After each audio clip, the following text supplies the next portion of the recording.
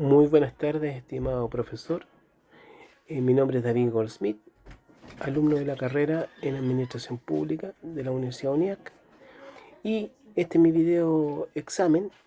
correspondiente, ¿no es cierto?, a la asignatura de Historia y Geografía e Historia de Chile.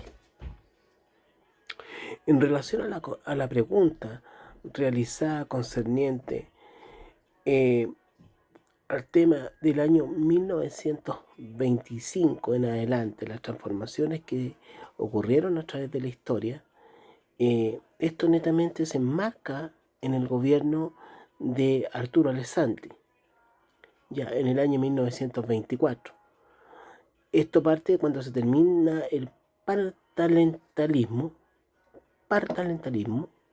y comienza un nuevo parlamento en el año 1925.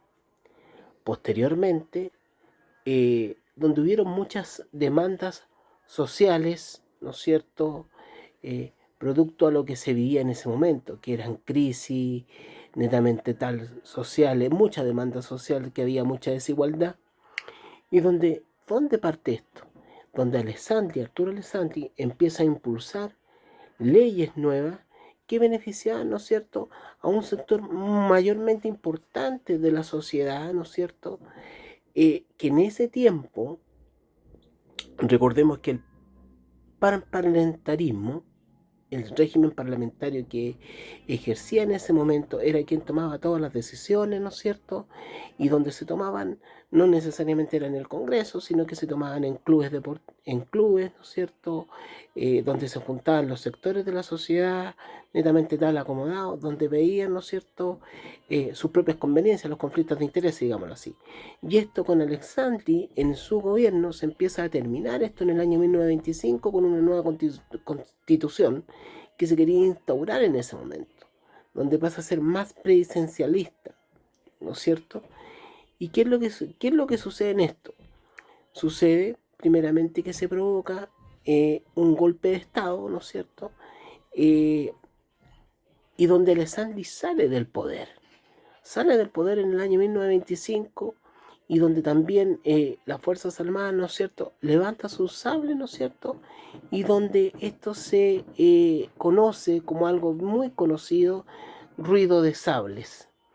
donde se establece, ¿no es cierto?, Alessandri sale al exilio y toma el ejército chileno, ¿no es cierto?, el poder, digamos, del país, para poder normalizarlo y mantener el control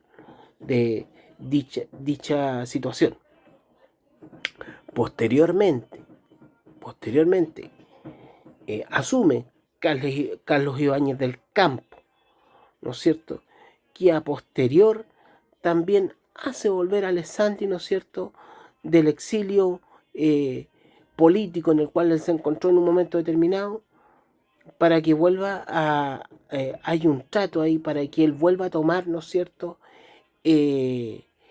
poder y poder ejercer un gobierno nuevamente presidencialista y tomando ciertas decisiones. En relación a su pregunta, creo que es necesario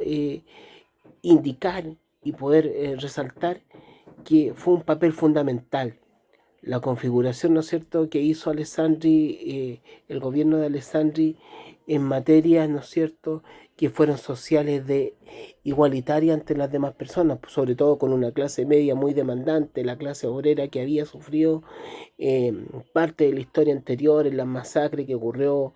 ¿no es cierto?, y lo que había ocurrido en el año 1891. Entonces, en relación a su pregunta, mi querido profesor, la Junta Militar de ese entonces, posteriormente, entrega el poder nuevamente a Alessandri, y Alessandri llega al poder nuevamente para efectuar esas reformas necesarias, donde pasa a ser el Parlamento a jugar un papel fundamental, pero ya no era exclusivo, sino que era donde se estaban abriendo parte de las puertas de la democracia, donde se impulsaron varias leyes que son igualitarias ante la sociedad de aquel entonces. Esa sería mi respuesta en relación a la pregunta de en 1925. El mayor legado que deja Arturo Alessandri es el cambio político-social que se ejerce en cuanto al tema de los derechos. Muchas gracias, estimado profesor.